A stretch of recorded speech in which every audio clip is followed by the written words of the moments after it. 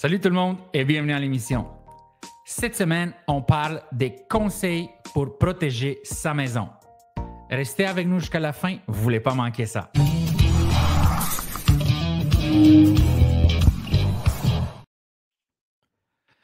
David, quelles sont les précautions essentielles pour protéger sa maison face au cocktail météorologique qui frappera le Québec avec du verglas, de la pluie et des vents forts? Sylvain Brosseau, qui est un inspecteur en bâtiment, partage des conseils pratiques pour limiter les dommages potentiels liés à ces intempéries. Elle insiste aussi sur l'importance de se préparer à l'avance, si possible, et de solliciter l'aide des professionnels pour maximiser l'efficacité des mesures de prévention. Avant de passer à travers ces points, j'aimerais savoir, c'est quoi le pourcentage de tes clients qui protègent leur maison en début d'hiver là, chaque année? Ben écoute, l'hiver, je connais pas le pourcentage, là, mais d'après moi, il doit être vraiment, vraiment bas. Parce que personnellement, moi, je sais comment protéger ma maison, mettons, pour les dégâts d'eau, ben, les intempéries d'été. Oui. Mais malgré que c'est un peu la même chose avec l'hiver, parce que souvent, l'hiver, il va y avoir des redoux, là, des temps plus chauds. Mais écoute, c'est quand même rare. Pour le verglas, j'ai pas, quand j'ai lu l'article, j'étais quand même vraiment intéressé. Là. Je ne savais pas trop quoi faire en cas de verglas, quoi faire. Fait que je pense pas que mes clients ils sont au courant nécessairement. Oui. Quand j'étais courtier immobilier, c'est la même chose.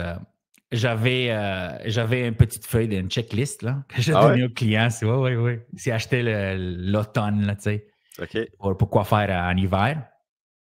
Et mais je te dis, je sais pas c'est quoi le pourcentage, sincèrement. Je crois pas que c'est même pas 10%. Non, personne. Qui font ça religieusement chaque année. Exact. Je pense pas. Et ce qui est important, c'est qu'il y a des choses à faire qui sont, je l'ai dit, plus importantes les unes que d'autres. Le plus, tu sais, ce qu'il dit, c'est que l'eau, c'est très dangereux. Là, on le sait. L'inondation, ou quand il y a un petit redoux puis il y a beaucoup d'eau. Donc, ce qu'il dit, c'est que le monsieur Sylvain Brosseau, il faut être très prudent avant l'hiver. Donc, l'expert a abordé l'importance de se préparer avant les conditions météorologiques difficiles. Il recommande de faire appel à des professionnels, obviously. Et c'est ici le point, les infiltrations d'eau sont plus courantes au niveau des portes, des galeries, des terrasses et des garages, surtout ceux en descente, et des fenêtres près de la fondation du sous-sol, selon M. Brosseau. Et j'aimerais y aller point par point pour regarder ces conseils. Donc, le premier, c'est le garage en pente. Et selon lui, ce qui est le plus important, c'est de vérifier que le drain devant la porte du garage, si le garage est en pente, il soit propre et dégagé. Est-ce que tu es d'accord avec moi? Parce que lorsque je visitais des propriétés, les garages en pente sont souvent une des problèmes à l'inspection, c'est que le drain est bouché. J'avais vu vraiment. Ben ça, c'est sûr, mais souvent, ce qui arrive, là, c'est que. Parce que s'il y a accumulation de neige, tu t'en occupes pas trop. Là, souvent, ce qui arrive, c'est depuis 2-3 ans, là, il neige au Québec, puis après ça fond le lendemain. Exact. Après ça, le lendemain, ça regèle.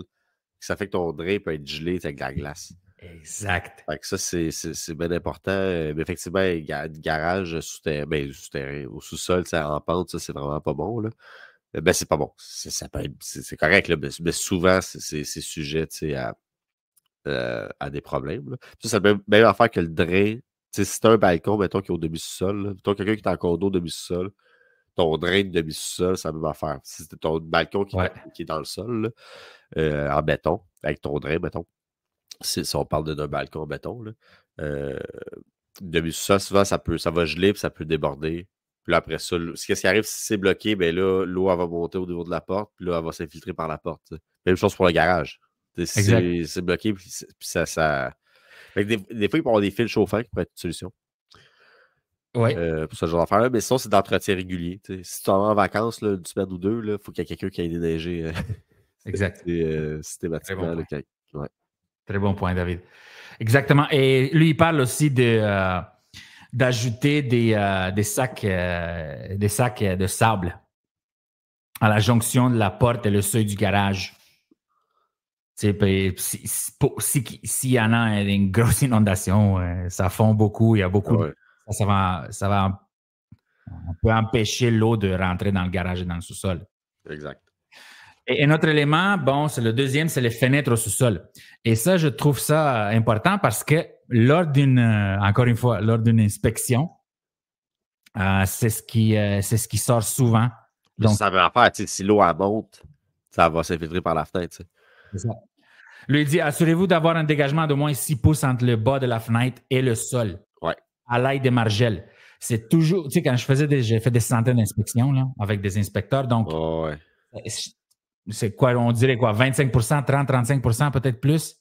Et il sort toujours ça. Il n'y a pas les 6 pouces entre le. Ça. Puis souvent, la margelle peut être mal faite, parce que ta margelle, il faut qu'elle soit creusée jusqu'à ton drain. Exactement.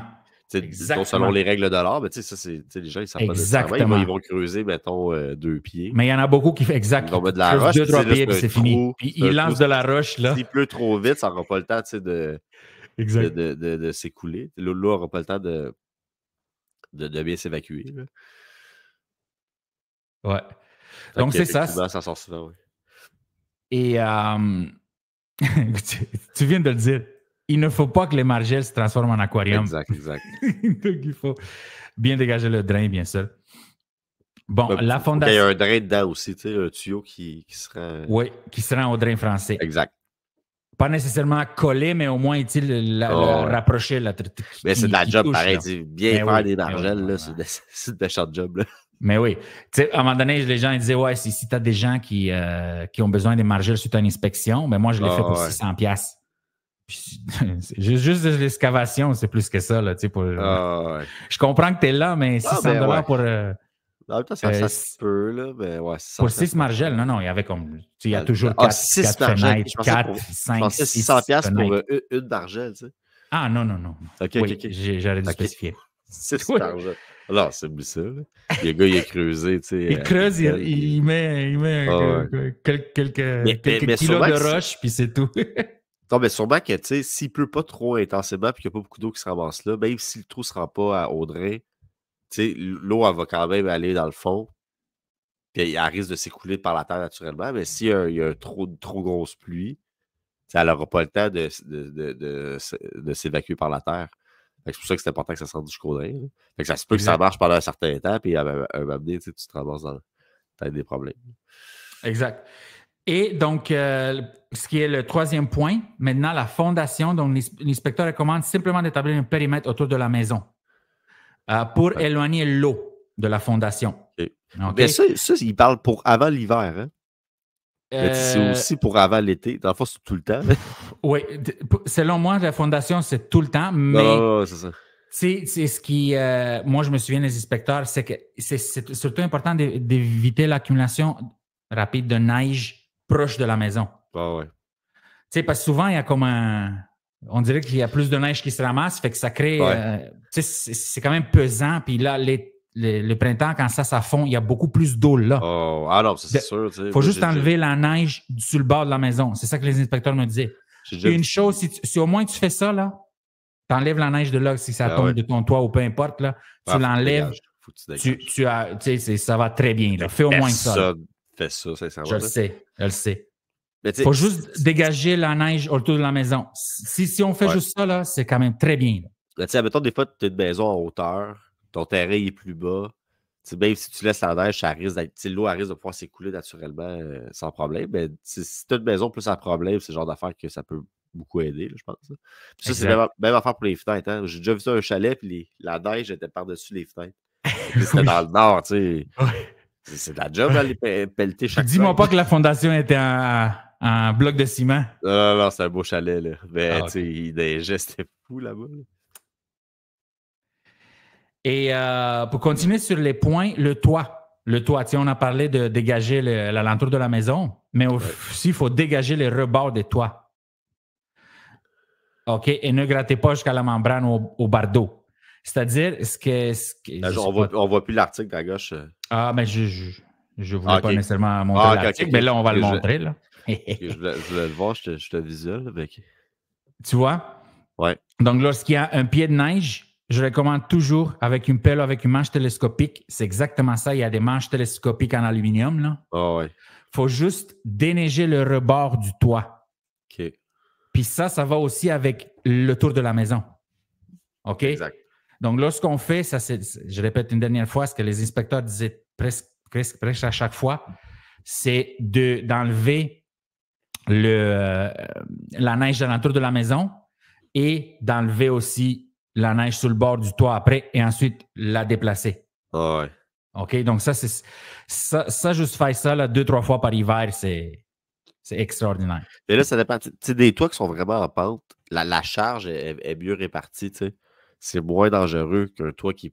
Tu sais, plus que ta pente est basse, Oui, je comprends. plus que le poids, la façon qu'il est réparti va peser sur les maisons. Fait que, tu sais, si tu as vraiment une maison vraiment en grosse pente, souvent, tu n'auras jamais besoin de déneiger ton toit, tu sais. Oui, ça tombe tout seul, c'est vrai. Mais pas nécessairement que ça tombe, même s'il y en a dessus. C'est parce que la façon, mathématiquement, la façon que le poids vu que c'est une grosse pente, le poids il est mieux réparti. La charge est moins lourde. Oui, je ne sais pas c'est quoi exactement, là, mais en tout cas, non, je comprends ton point. Je comprends ton point. Admettons, tu mets un toit, exemple, en 45 degrés, puis un toit avec une pente plus basse. S'il y a de la neige de la même quantité, tu vas être correct avec le toit en 45 degrés versus l'autre que peut-être qu'il ne serait pas. Tu sais. Bien sûr. Et ça, c'est vrai que c'est pour le toit. C'est pour pas que le toit s'affaisse ou qu'il soit endommagé, c'est sûr. Ça, c'est un bon point. Et le point d'enlever... S'il y a du vent du verglas, vérifiez si tes bardeaux s'arrachent. Ça, souvent, ça arrive au Québec. Là. Voilà. Un bardeau qui part. Là. Voilà. C'est justement ça. Donc, ce qui arrive, c'est ça, c'est les deux derniers points qui restent. C'est faire attention à l'infiltration d'eau lors du verglas. Ouais. Et pour les toits plats, nettoyer le drain central et assurez-vous qu'il est fonctionnel. Ça, il y en a à Longueuil souvent, même pas mal partout, là, mais il y en a beaucoup de buildings, de triplex, là, deux triplex collés ensemble. Là. Exact. Je pense à Saint-Léonard, c'est plein aussi qui ont des toits plats. Et c'est justement ces toits-là qu'il faut qu'on s'assure que le drain est bien nettoyé. C'est ça, mais tu sais, la grosse problématique, c'est vraiment le gel, dégel. Que nous, depuis 4 ans, c'est tout le temps ça. À chaque fois qu'il neige, le lendemain, il fait plus chaud. Mais pas à chaque fois, là, mais c'est vraiment ça. Fait que finalement, il faut que tu sois prête à la fonte durant l'hiver. Tu sais. Parce qu'il va y avoir de la fonte de neige durant l'hiver, ça ne sera pas chaud au printemps. Exact. Depuis une couple d'années. Là. Exact. Les changements climatiques. Là. Yes, climate change, man. Puis, un des derniers points de M. Brosseau, c'est bon, il y avait les galeries, les gazebos, mais ça va être la même chose avec le sous-sol, là, c'est le sol. Donc, ce qui indique, c'est de bien s'assurer que le sump pump, le pompe à puisard, fonctionne bien. Donc, ça, c'est très, très, très important. J'ai déjà eu des clients qui ont eu des inondations à cause que le sump pump ne fonctionnait pas, tout simplement. C'est sûr, ça c'est sûr. Donc, c'est très important là, avant l'hiver. Ça, c'est avant l'hiver et pendant l'hiver. Ouais. Mais au Québec aussi, le printemps avec les inondations. Exact, là. Fait que, comme il y a des temps dans l'année où il faut que vous vérifiez votre sump pump. Là. Puis, t'es mieux d'avoir une batterie plus de génératrice. Là, parce que... Et voilà, c'est ça. Exact. Ce que je m'en ai dit, c'est le manque d'électricité qui cause... Alors, c'est sûr, son pompe ne marche pas. Il peut avoir un pied d'eau dans ta cave. Ça serait fou. Là. Mais ça peut être fou. Ouais. Tu connais ta maison aussi. Là, si, mettons, tu as une maison, puis elle marche juste au printemps, tu as son pompe, versus une maison que tu sais qu'elle marche beaucoup plus souvent durant les printemps, été, quand il y a des pluies, tu vas mettre des systèmes en conséquence. Là. Exact. Mais si ça marche vraiment pas souvent, c'est moins grave là, de ne pas avoir un système de fou avec une génératrice. T'attends que tu es là au printemps et que tu sois sûr que tout fonctionne. Là. Exact. David, on a fini ce sujet des conseils pour protéger sa maison. Est-ce que tu as une anecdote pour nous? Ben écoute, c'était peut-être. Mais on en a parlé, là, le podcast qu'on a fait par rapport au. Quand il y avait eu l'ouragan là, au Québec, là, la fin de l'ouragan, Puis tout le monde, il y avait les inondations partout. Tu sais, j'avais Oui, parlé puis tu de t'as montré une vidéo. mon beau-frère, son ruisseau, il avait inondé toutes les maisons autour de chez lui, sauf la sienne, là, il était chanceux. Puis en plus, c'est lui qui était le plus proche du ruisseau. Là. Mais moi, ce que j'avais fait, tu sais, dans le fond, c'est que j'avais appelé, quand c'est arrivé, j'ai appelé une couple de clients. Parce que j'avais une couple de clients, je savais qu'ils étaient peut-être plus à risque. Fait que je faisais mon suivi, voir quels clients. Puis, le pourcentage de gens qui avaient des problèmes, c'était quand même assez élevé. Puis sincèrement, c'est sûr que dans le cas du ruisseau qui a débordé de mon beau-frère, c'était impossible. Tu avais beau avoir le meilleur système du monde. À moins que tu avais des barricades avec des sacs de sable. Je pense pas qu'il aurait pu s'en sortir. Versus, il y a des personnes qui ont eu des dégâts d'eau dans mes clients que s'il y avait eu, si exemple, il avait regardé ça puis il avait mis leur maison à jour selon les normes d'aujourd'hui, ils s'en seraient peut-être sauvés. Parce que souvent, c'est trop d'accumulation d'eau. Tu as une margelle qui est pas correcte, ton eau à monte, ça s'infile par la fenêtre. Fait que, mais sûrement que si je faisais mes suivis avec mes clients pour voir c'était quoi le pourcentage, c'était quand même assez élevé. Souvent, ils me disaient tel voisin est inondé, moi je suis correct. Fait que, au final, c'est ça. Fait que c'est important aujourd'hui de mettre sa maison à jour pour ça. Puis sûrement que là, ils vont le faire. Mais là, des fois, il est un peu trop tard parce que là, ils vont être obligés de déclarer qu'est-ce qui est arrivé dans la maison. Exact. Et ça va peut-être faire une petite tâche au dossier de la maison. Fait que, en sachant tout ça, moi, ce que je dirais, c'est aller voir, faites affaire avec les entrepreneurs qualifiés, puis allez voir plusieurs entrepreneurs qualifiés. Là. Ou faites-le vous-même, qu'est-ce que vous pouvez faire vous-même selon les règles de l'art. Mais mettez-vous à jour, vous allez peut-être vous en sauver de problèmes qui pourraient arriver plus tard, même si vous pensez que votre maison n'est pas à risque. Beautiful, beautiful, man. David, on va passer à un autre sujet. Il nous en reste 2 pour aujourd'hui. On a fait déjà un podcast assez détaillé concernant les réformes hypothécaires. Mais je voulais juste prendre un peu de temps pour dire que ces règles-là qu'on en a parlé, donc, ils rentraient en vigueur le 15 décembre, il y a une semaine. Donc, ce qui change, en d'autres mots, là, les deux big things qui changent, c'est que le gouvernement fait passer le prix plafond de 1 million de dollars à 1,5 million de dollars pour les prêts hypothécaires assurés. Oui, ce qui fait quand même du sens. Parce que maintenant, une maison à 1 million, c'est plus fréquent qu'avant. Voilà, exactement. Ça, c'est le premier. Le deuxième, c'est que le gouvernement fédéral adopte une réforme autorisant les amortissements sur 30 ans pour les personnes qui achètent une première propriété et celles qui achètent une propriété nouvellement construite. Oui, exact. Et aussi, cette réforme rentre en vigueur aujourd'hui. Donc, quelqu'un qui est premier acheteur, il peut acheter revente ou neuve. Et ceux qui ont déjà été propriétaires, s'ils vendent leur maison en revente, si on veut, mais la propriété, s'ils achètent une nouvelle propriété, ils peuvent la mettre sur 30 ans. Exact. Même s'ils ne sont pas premiers acheteurs.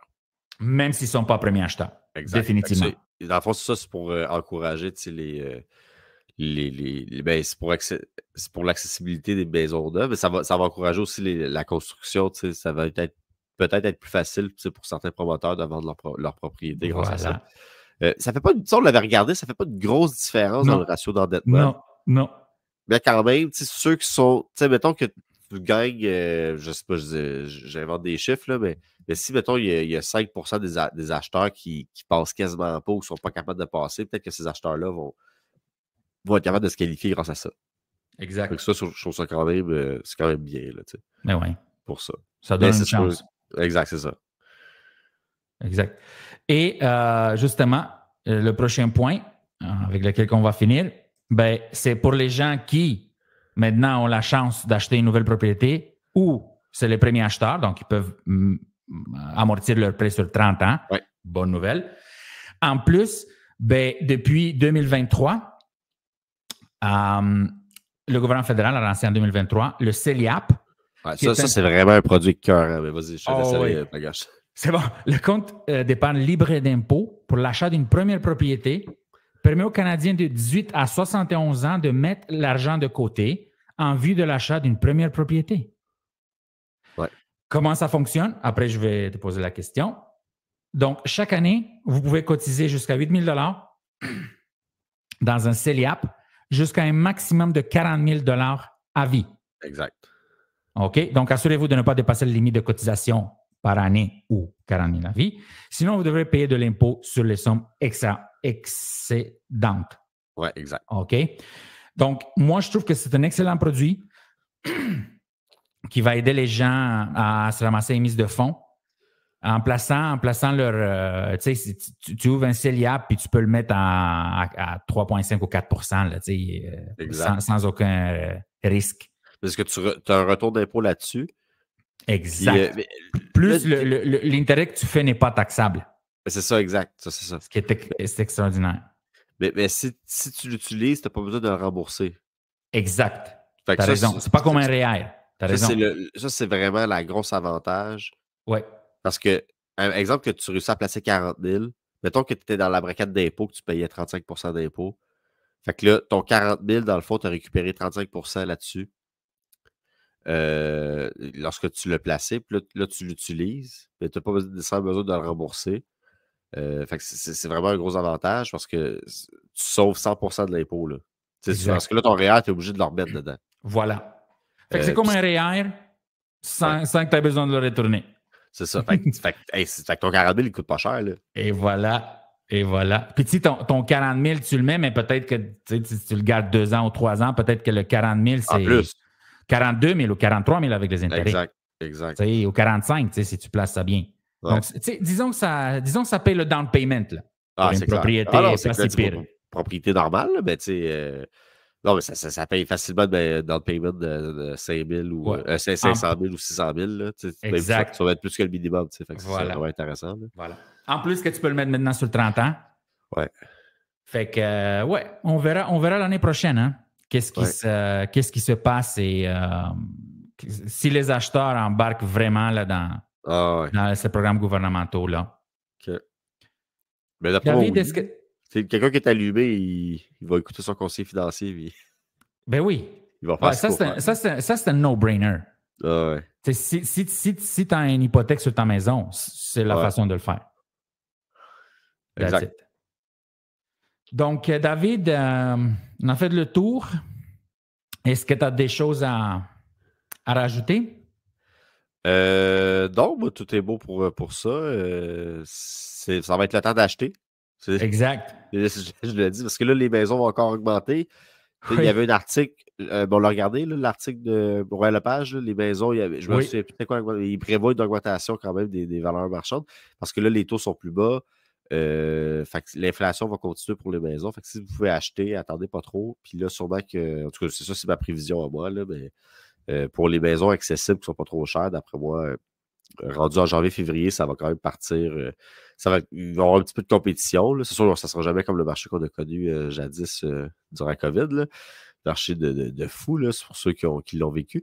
Mais si vous faites acheter là, faites le plus vite possible, je pense. C'est vraiment de la spéculation. Là. C'est mon avis à moi. Mais d'après moi, si vous attendez, mettons, janvier, février, mars, ça se peut que ce soit plus difficile. Puis peut-être que les prix vont être un petit peu plus chers qu'en date d'aujourd'hui. Exact. Moi aussi, je veux rajouter un dernier point. Donc, j'avais oublié de dire, donc le CELIAP donc l'argent que vous avez dans le CELIAP peut être transféré dans un REER sans que ça affecte le plafond de cotisation. Mais si vous le retirez sans acheter de propriété, OK, le CELIAP, ce montant-là, si vous le retirez sans acheter de propriété, alors ce que vous retirez va être rajouté à votre revenu imposable. Oui, c'est ça, il faut que tu payes d'impôts. C'est un petit détail que je voulais mais ça, c'est assez important, là, parce que oui. il n'y a rien de magique dans la vie. Là. Tu ne places pas ton argent, tu récupères ton impôt. Exact. Tu ne payes pas d'impôt, sur les intérêts, puis là, tu le sors comme ça. T'sais. Québec, le gouvernement n'est pas si gentil que ça. Là. Exact. Il veut de l'argent pour les nids de poules. Là. Exact. Non, mais c'est ça, exactement. C'est pour l'accession à la propriété. Là, Perfect, David. Alors, si tu n'as plus rien à dire, moi, j'ai fini les points. On aimerait vous dire merci pour votre écoute et votre soutien. Et on se revoit la semaine prochaine. Merci tout le monde. Ciao.